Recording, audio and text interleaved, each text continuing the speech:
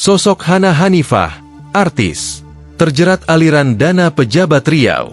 Hana Hanifah diperiksa Direktorat Reserse Kriminal Khusus Polda Riau karena diduga menerima aliran dana terkait surat perintah perjalanan dinas, SPPD, fiktif di Sekretariat DPRD Provinsi setempat. Kepala Bidang Humas Polda Riau Kombes Pol Anom Karibianto mengungkapkan jika aliran dana tersebut diduga diterima Hana sejak November 2021 dengan jumlah yang bervariasi.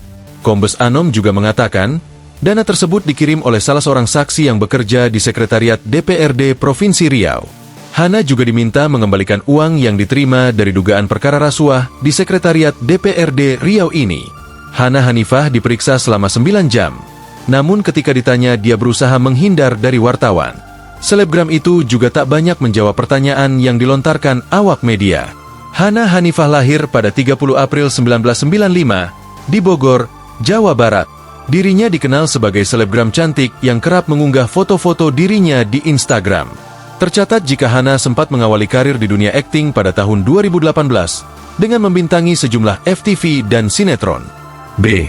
Hana Hanifah pernah memerankan tokoh Nyai Sanca di sinetron kolosal Jaka Tingkir.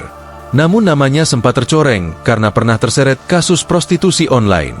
Nama Hana Hanifah semakin dikenal setelah dugaan keterlibatannya dalam kasus prostitusi. Hal tersebut bermula dari ditangkapnya artis berinisial HH di sebuah hotel di Medan, Sumatera Utara pada 12 Juli 2020. Meskipun ia hanya berstatus sebagai saksi, kasus ini menjadi sorotan nasional. Hana mengaku sedang melakukan pemotretan ketika ditangkap dan membantah terlibat dalam prostitusi.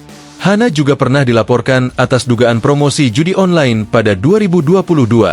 Laporan ini diajukan oleh PB Semi berdasarkan unggahannya di media sosial. Kasus ini menambah daftar panjang kontroversi yang menjeratnya. Dalam kehidupan pribadinya, Hana sempat menikah dengan seorang pria bernama Randi dalam pernikahan mewah adat Sunda di tahun 2023. Namun, hanya sebulan setelah pernikahan, ia mengumumkan rencana menggugat cerai suaminya.